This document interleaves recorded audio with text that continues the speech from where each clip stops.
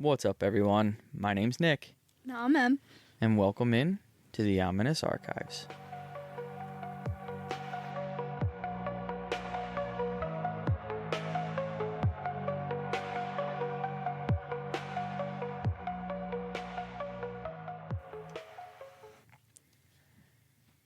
What's going on, Em? What is up? Another day. I'd say another $1, but I was gonna say another day, another $1. That's what I say at work, literally. I mean, we every got the book here. We can pull out a dad joke again. Please, that's really okay. I promise that they don't need it. Archie must have realized we were recording because he came sprinting down here. He just knows. Oh, there's Bubba. Oh boy. The babies are in the archives. What do you want to Kobe can't come over here. He's gonna try and sit up on our couch, and it's just not gonna work for him. Okay. I don't think I have anything really to catch up on. Obviously Archie found his squeaky toy again. Very much. Anything new with work? No, not much. No. Same old, truly. Yeah. Anything new with you? I finally got the engine I was waiting for, There you go. I was able to start putting that in. That was nice. That's a day. Small victories, man. That was a few hours today. It'll be all day go. tomorrow. Probably some time on Monday. There you go. That'll be nice. But other than that, nothing archive-wise. I don't think we have anything. Nothing new. We are working on merch. I ordered some samples of some things, so we're going to see how they do. That should be coming in soon. But we just want to make sure it's worth what we're going to put into it. Other than that, I don't got anything else. I think that was all the... all the news. That's all the news. That's all we've got for you. That's all we got. So we'll just... I guess we'll just move right along into episode 24. I know, I've got myself all comfy over here already. I know, right? This sitting on this angle is like great. So for today's archive, we're going to be heading to the oldest city in the United States, St. Augustine, Florida. Or if you're into the music, Florida. Florida. That's the only way I knew how to spell Florida for the longest time. And you want to know what's crazy is that I didn't even put those pieces together. That was his it took me a long time to realize that too. Long time it took me. But then after that was like the only way I was able to spell Florida. Every time I spell Florida, I think, yeah. Now, St. Augustine was steeped with war, disease, conquest, and even some resilience. But behind its charming cobblestone streets and century-old architecture lies something deeper. I like the way you said architecture. Did I say it in a cool way? I don't know. I feel like you just it was a really smooth word for you. Really? Yeah. Century-old architecture. Yeah, like you get it. You me. got the syllables. I like it. Look at that. I got that down. Something deeper, maybe spectral lies there, you know? But before we can get into all the ghosts and spectral things that could be going on in St. Augustine, we're going to have to go back. So hold on tight as we head back to the mid-1500s. Whew.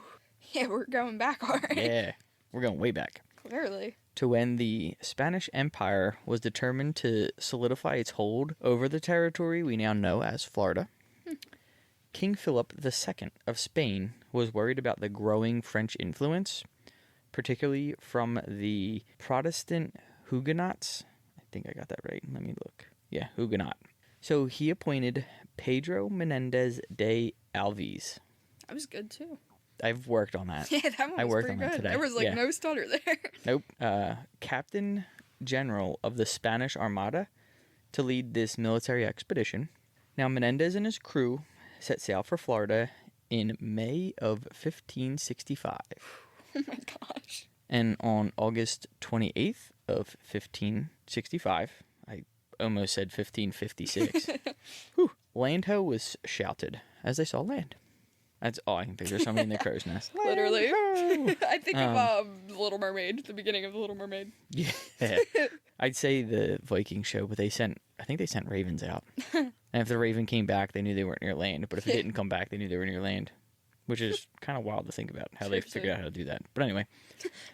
When they landed, it happened to coincide with the feast day of St. Augustine. And in honor of St. Augustine, the settlement was named St. Augustine. Self-explanatory. Right? So, for anyone who's wondering, St. Augustine of Hippo was one of Christianity's most influential figures. He was a prolific writer, theologian, pastor, preacher, monastic leader, contemplative, and mystic. Yeah. He's got a lot going on. So, Soon after landing in 1565, Menendez encountered some French forces. Despite the initial attack, the Spanish kind of just stiffed on them aside. Yeah. Meh, and quickly overpowered them. And all the French were killed, and their bodies were hung from trees. I was not expecting you to go that far. That's crazy. Oh, it gets worse. A chilling sign that read, "Hanged not as Frenchmen, but as heretics." Ooh. The women and children were spared. Oh, how nice. And shipped to Cuba. Well, I guess. Yeah. Now later on in October. You were right. Don't doubt yourself. October 12th of 1565, another wave of French Huguenots arrived and surrendered to Menendez. So Menendez is just yeah. I don't know what it is, but he's a winner. The 134 men were still executed in cold blood.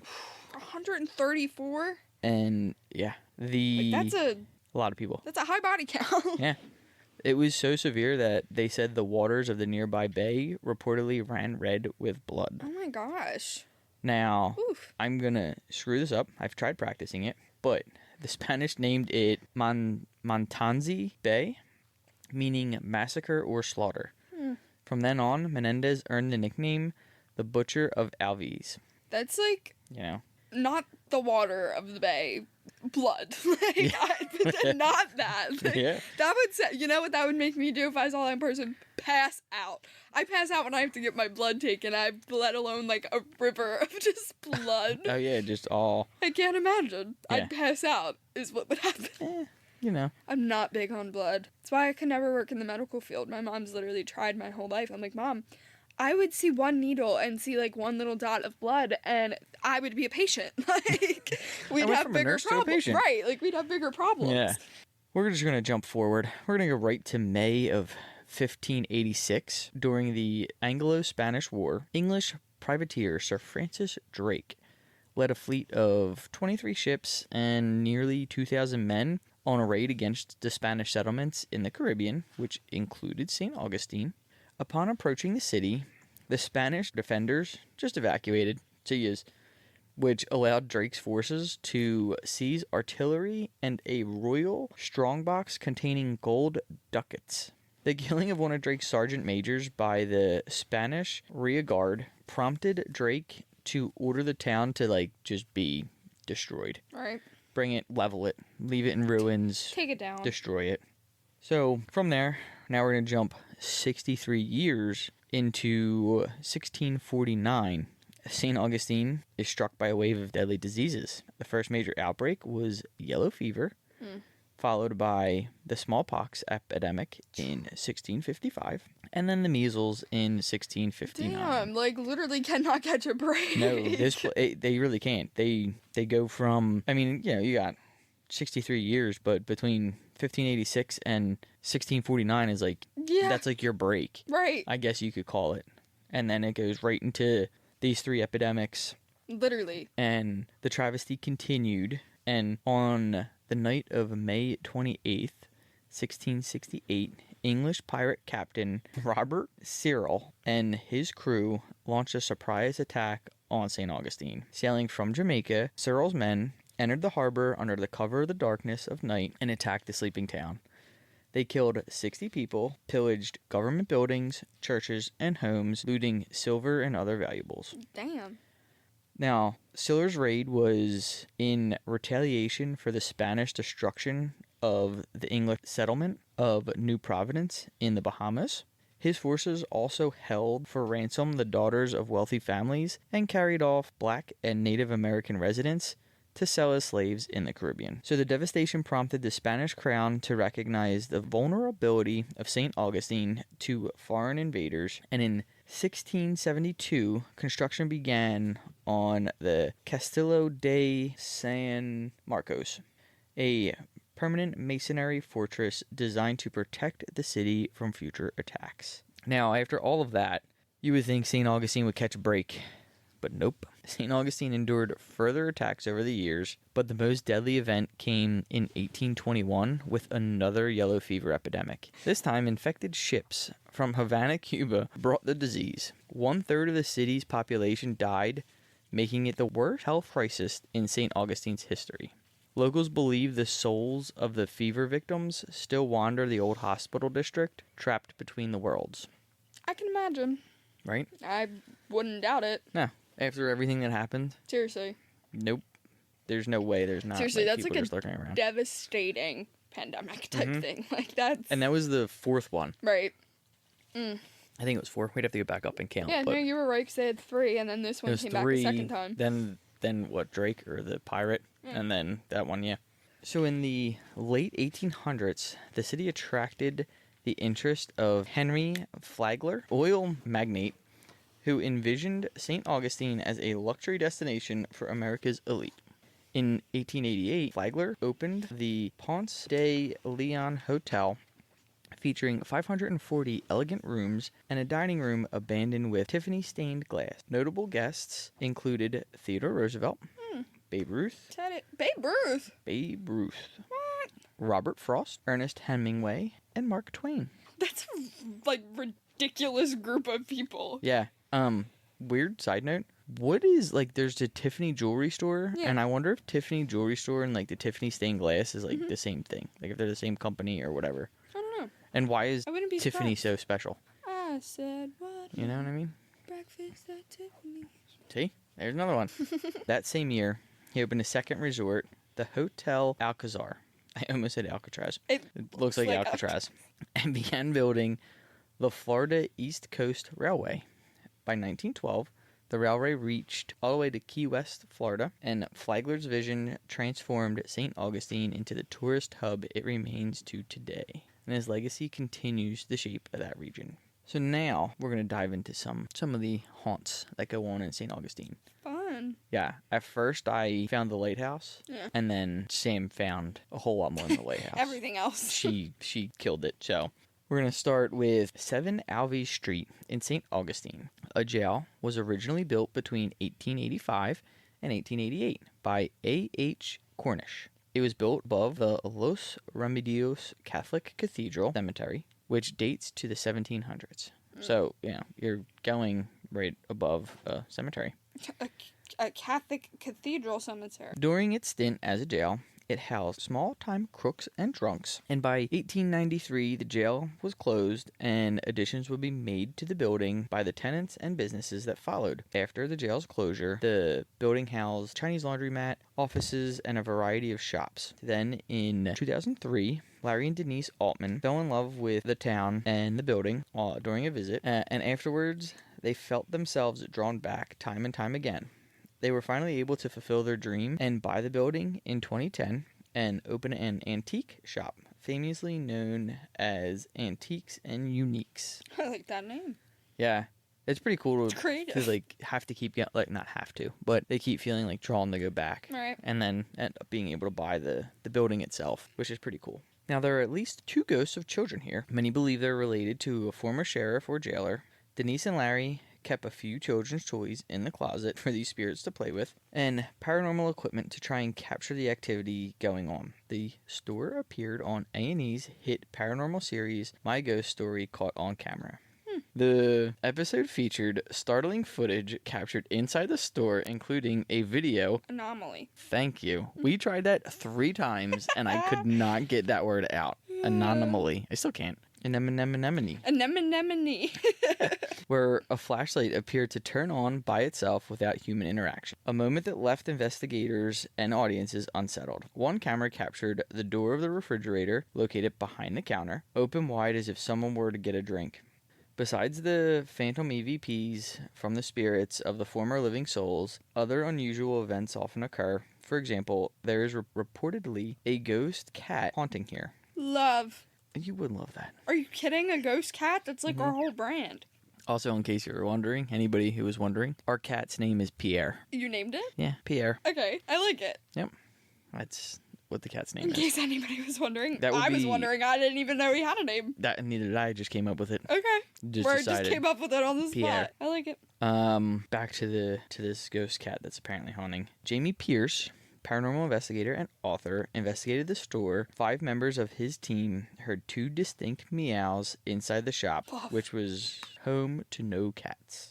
Then in 2000... That would be the best ghost to find. Sorry to cut you off, but, like, a ghost cat or a ghost dog, like, a ghost, like, ghost animal, like, any phantom spirit, like, hell yeah. As long as it's not a hellhound. Well, yeah. Yeah. Then you got bigger problems. So in June of 2018, paranormal investigator and author Ryan Dunn was contacted and informed that Antiques and Uniques Collectibles would be permanently closing its doors. Eager to document one final investigation, thank you, Archie. So Dunn assembled a small team to return to the building, and almost immediately during its preliminary EVP session, the group captured an aggressive voice that whispered, "Kill them." I hate the way you said that. Shocked, but undeterred. Undeterred. I would be absolutely deterred. Well, Dunn was not, and proceeded to conduct another session focused on two dolls housed in the store, Chloe and Meredith. Okay. Both were long rumored to have supernatural attachments. What's up with, like, we're going to have to do an episode of Haunted Dolls. Oh, for sure. So during this session, a chilling EVP recording captured the voice of a young girl who said, "We hate the girl too, but I am watching him." At the time, the investigation team consisted of 2 male investigators and 1 female, suggesting that the spirits were not only aware of their presence, but actively commenting on them. Although Antiques and Uniques has since closed, its owners, Larry and Denise, remain active in the paranormal community. They frequently appear on podcasts and radio shows, sharing stories of unexplained phenomena they encountered while operating the store. To this day, the building's former location is considered a must-see for any ghost tour in St. Augustine, often cited as one of the most haunted places in the city. Well, yeah. You got places more haunted than that? Like, I'd be a little concerned. Probably. What do you hear we got next? Oh, great. In early October of 2016, Hurricane Matthew swept through Florida, causing widespread flooding in St. Augustine, particularly in the historic downtown district. Businesses near the waterfront, including the wine shop located directly behind the now closed Antique and Uniques building, suffered significant water damage. And as crews began removing the damaged flooring, they made an unexpected and gruesome discovery. I can literally infer. Can you? I can. Okay. I don't like where it's going. I don't think anybody would. What'd they find? So beneath the floorboards, archaeologists uncovered the skeletal remains of 7 individuals, including 3 children. Oh my gosh. 7? How do you get away with that, like, under your floorboards for that long? I don't know. Nobody was missing those 7 people? I mean, people go missing all the time. I mean, yeah, I guess that's true. Yeah. But, like, just under Gone. of a wine. What is this, a wine shop? It's like the whole saying, set it and forget it. Yeah, that's crazy. Nail the floorboard down and forget it. Yeah. Based on the preliminary analysis and carbon dating, the bodies were determined to date back to the mid to late 1500s, placing them at the very earliest years of St. Augustine's colony's existence. That's crazy. They were down there a long time. When did they find this? 2016? Yeah. That's actually crazy. Mid to late 1500s and discovering it in 2016. Yeah. It's crazy that we can even, like, that's what point that, like... That's what archaeologists are for. Yeah. That's wild. They can do all that stuff. God, and you really, like, you have no answers. Like... They find answers, which is mind-boggling. Oh, really? Well, I mean, I don't know if they find answers here. I just mean archaeologists find answers. Oh, yeah, all the time. But, like, no, like, with this, like, who are these 7 people? 3 children? Like, that's horrible. Yeah. Along with the remains, a fragment of thatch roofing was found, later confirmed to have belonged to the original Catholic church that was built shortly after the city was founded in 1565. Historical records indicate that this church was destroyed during Sir Francis Drake's raid in 1586, the same attack that left the city in ruins. The discovery of human remains so close to the known paranormal hotspot intensified the local speculation about the building's haunted history. Now, among St. Augustine's many haunted locations, the St. Francis Inn holds a reputation as one of the most enduring. Built in 1791, this historic bed and breakfast has seen centuries of guests, but not all of them have decided to check out. Its most well-known spirit is Lily, believed to have been an enslaved girl who worked in the inn during the early 1800s. Local legends suggest Lily was involved in a forbidden relationship with a member of the innkeeper's family. Well, multiple families would be weird. Some say a nephew, others say a son. When the affair was discovered, the consequences were tragic. Accounts vary. Some say Lily was dismissed in disgrace. Others claim that she took her own life in sorrow. A few believe she died of an illness under suspicious circumstances. But regardless of the truth, many agree that Lily never really left. Today, the guests in the Garcia suite, where Lily is said to have lived, report sudden cold spots, unexpected footsteps. Well, yeah. They're unexpected and unexplained. Unexplained footsteps, and the feeling of being watched. Some have awoken to find their belongings moved or missing, only for them to reappear in strange places, kind of like Luna's shoes. Others have seen the fleeting image of a young woman in a white dress standing by the window. Why is always got to be white? Always. It's always a white dress, and she's just watching and eerie. waiting. It is. It makes the eerie. I guess that's what it is. The white makes it eerie. Mm-hmm. Staff have lovingly left small trinkets for Lily, hoping to appease her spirit. Whether she lingers in love, sorrow, or anger, her story is part of the inn's soul. So then we have the old jail, constructed in 1891 with funding from Henry Flagler, who, pretty much built St. Augustine. The old jail in St. Augustine served as the city's official jailhouse until 1953. It was closed due to its deplorable conditions and the cruelty that it inflicted on its residents. It has been a long night. When we start recording these and it gets this late, my eyeballs just tend to not work. Yeah, I am fighting so hard. It's Delulu hour. There were 8 documented hangings that were carried out on the site, in addition to many other deaths that can only be described as unnatural. While it was built to resemble a Victorian home, the interior was anything but elegant. Inmates endured overcrowded conditions, like we still do today. Right. Violence, and harsh punishments. The jail included a gallows where executions were carried out, adding to its grim legacy.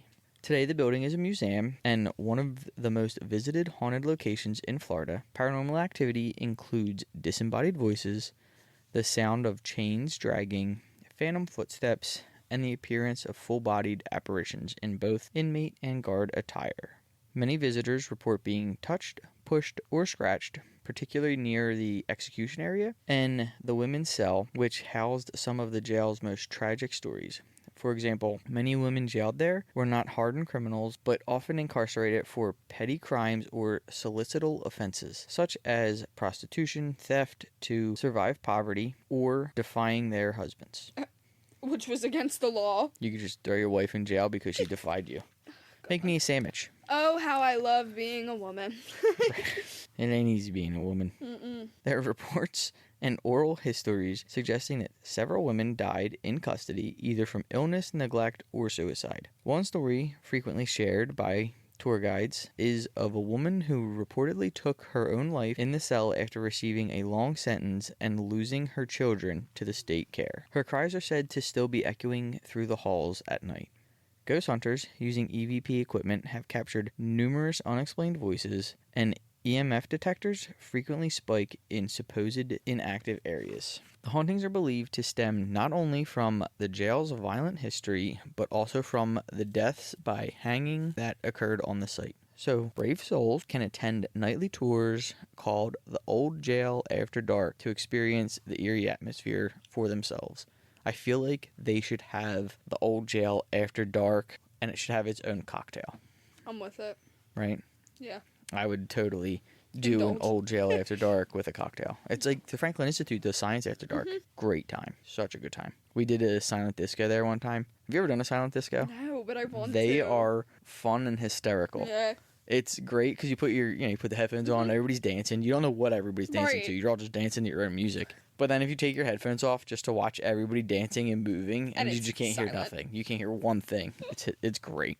But now we'll jump back to St. Augustine and Castillo de San Marcos. The Castillo de San Marcos is the oldest masonry fort in the continental United States. It has stood guard over the Monteza Bay since 1695. Made of Cocoan stone, the fort has withstood battles, sieges, and hurricanes for centuries. But beyond its military significance lies a legacy of restless spirit. Among the most frequently told legends is the story of a young woman and a Spanish colonel said to have been walled into the fort's dungeon after their secret affair was discovered. While, of course, there's no official record to confirm this tale, sealed off rooms, and the discovery of human remains during the restoration in the 19th century added chilling credibility to these claims. The local legend has it that a curious architect touring the fort one day came across a hollow wall and after removing a few bricks, found 2 skeletons in the wall. The story goes that these 2 unfortunate souls were the wife of a Spanish colonel and her mistress, who were found by the colonel and sealed away in the walls of the fort until they succumbed to starvation and dehydration. Now, these 2 restless lovers are frequently encountered around the room where their souls were bricked away,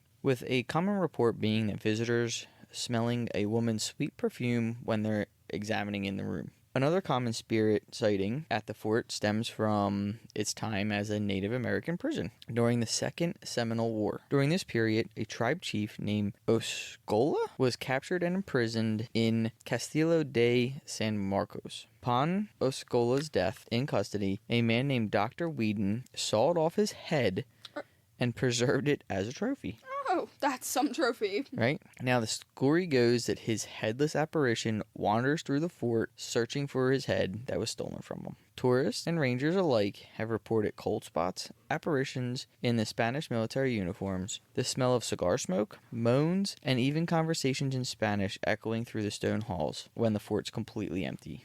The Castillo's long and a violent past, which includes sieges by the British and periods of use as a prison for Native Americans, makes it a prime location for some paranormal researchers. Now, what's a haunted place without a cemetery? Duh.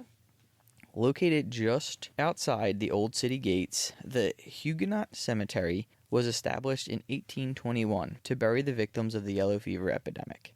It is the final resting place for over 400 individuals, many of whom died in isolation and suffering. Some say that the screams of the Huguenots can still be heard on a stormy night by the bay. The most well-known spirit is said to haunt the cemetery is that of a young girl named Elizabeth, who succumbed to yellow fever at the age of 14. Witnesses have reported seeing a childlike apparition in a white dress. It's always a white dress. Back to the white dress thing again. It always is a white dress. She's often near a gate or under the trees.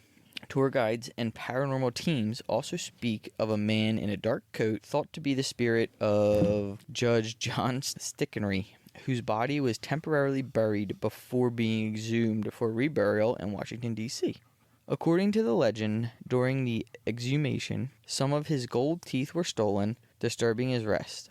Since then, his angry spirit is said to be wandering the grounds, appearing in photos and occasionally speaking through EVPs as a deep, stern voice. The cemetery is closed to the public, but activity has been documented from outside the gates and along the bordering sidewalks. Now, on to what sparked my whole interest in St. Augustine, the lighthouse. So the St. Augustine Lighthouse, built in 1874, is a landmark recognized for its beautiful views and its long history of tragedy. Before the current tower, a Spanish watchtower and a series of earlier lighthouses stood on or near the same site, dating back to the 1500s. The present structure has become one of America's most haunted locations, featured in countless documentaries and investigations, including Ghost Hunters, which recorded some of its most compelling footage to date. Season 12, Episode 3, it aired on September 4th in 2019. One of the most tragic events occurred during the lighthouse's construction in 1873. A few young children, whose parents were overseeing the construction, played railway cart originally used to move supplies from the supply ships docked at the Salt Run to the building site. As a Victorian-era roller coaster, they rode the cart to the water and then brought it back up to the site and rode down again. Only a wooden board at the end of the rail stopped the cart from tipping over into the water. On July 10th of 1873, the 3 Petite sisters, Mary, 15, Eliza, 13, and Carrie, 4, along with an unknown African-American girl who was 10, whose father may have been working on the site, were riding in the cart as normal.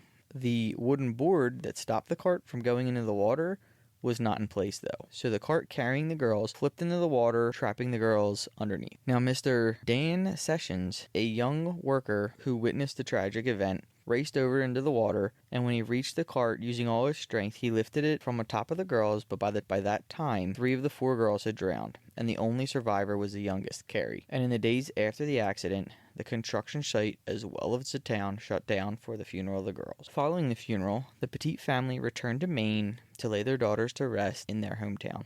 Staff researchers have not yet been able to find the final resting place of the young African-American girl, which is crazy that they've been like trying to find this place and they just can't. Right, they literally have no idea. He's just like unknown and just missing, which is... I hope for her sake she got a proper... I'm sure she got a proper burial. It just is... We just don't know about it. Yeah, they just don't know. It was not documented, or they did it privately. Since then, numerous staff, guests, and ghost hunters have reported childlike laughter, running footsteps, and sightings of small figures in the 19th century clothing. Other sightings include a shadowy male figure on the lighthouse stairs and the smell of cigar smoke, often linked to a former lighthouse keeper who died on the premises. Cold spots, tugging on clothing, and sudden feelings of dread have all been documented. Motion detectors have been triggered when no one is around, and the ghost of the drowned girls is said to still wave at visitors from the lighthouse windows. That's crazy. I know of another story about the girls where, I think I got two. One was, there was a group who were getting ready to like ascend the steps to go up the lighthouse, and the one girl went to like step up, and when she went to step up, her shoelace was tied to the stairs. Nope. Yeah. That's tied to the stairs? Tied to the stairs. Yeah, that's crazy.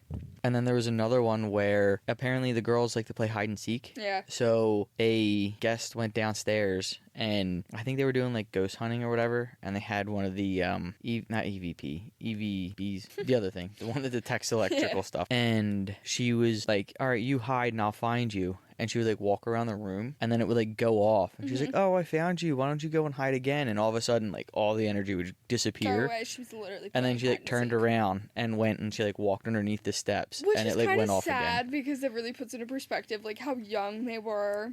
Like they were little babies. Like they're literally playing hide and seek. Yep. Like that's so sad. Yep. So St. Augustine is more than just a beautiful historic coastal city. Beneath its centuries-old streets and sunlit balcony lies a history etched in blood, faith, fire, and loss. From the violent conquest of Pedro Menendez de Alvarez to the echoes of yellow fever epidemic, pirate raids, unexplained tragedies, St. Augustine's past is haunted in every sense of the word. Yeah, very much so. Right? I mean, there's no way it wouldn't be with all this history dating all the way back to the 1500s. Yeah. But that's what makes that area so unforgettable. Yeah. It's not just like documented history that draws the visitors back year after year. It's the whispers in the walls, the chills in the courtyard, the flickers of movements just beyond candlelights. So whether you're a skeptic or believer, historian, thrill seeker, St. Augustine's got something to teach you. Yeah. Something to show you, and maybe, just maybe, something might follow you home. Well, I hope not. Yeah, like, that place is just so much deep. History. Yeah. So much tragedy. Like, of course it's gonna be. It's gonna have some haunted history with all that tragic. But yeah, there's no way it doesn't, you know? I mean, thinking about it and like... Although I'm not gonna lie to you, half of that stuff I had no idea about. Like, No. I knew it faced, like, I knew about the, like, yellow fever, but, like, not to that extent. Yeah. Like, that was rough. Yep. And it was like just one thing after another. Seriously. Starting all the way back from like when the Spanish first arrived. It was just domino effect These all the way people down. could not catch a break. No. I and mean, like the lighthouse is crazy. Like that whole thing, that lighthouse is there's haunted. so much more on that lighthouse For too. sure. There's a keeper who Yeah. was repainting the lighthouse. And the scaffolding was like sketchy. Yeah. And I think the wind blew and shifted the scaffolding and he fell. Nope. To his death, and it was like 60, I want to say it was like 60 feet or something like that. He fell, and apparently at night sometimes you can still like hear him screaming on his way down. I don't doubt it. Right? That's horrific. Like I said, the lighthouse peaked St. Augustine, and then Sam was like, wait do you see what St. Augustine's about? And I was like, whoa. Let me show you. Yeah. Yeah. That's crazy. It's wild, but that is going to be all of, that is actually just, I should say, touching on St. Augustine. Literally. But that wraps it up. I am it. officially struggling. He's done. I am way done. Stick a fork in me. I'm done. Don't forget to go check out our new team member Sam's stuff podcast, Scare Me Sam. If you're looking for a horror book, she reviews them. She's got a ton of good stuff on there. Definitely So go check her out there. out. She's also got a website you can go check out at scaremesam.com. And if you want to check us out, you can follow us or go check us out on any of our social medias. Which are the Ominous Archives. And if you have a story that you would like to share, just want to reach out to us, we also have an email, ominousarchives@gmail.com. So, and that is Kobe's input. Kobe saying, let's get out of here. Yeah. But don't forget to come back next week as we uncover more secrets in the Ominous Archives. See ya.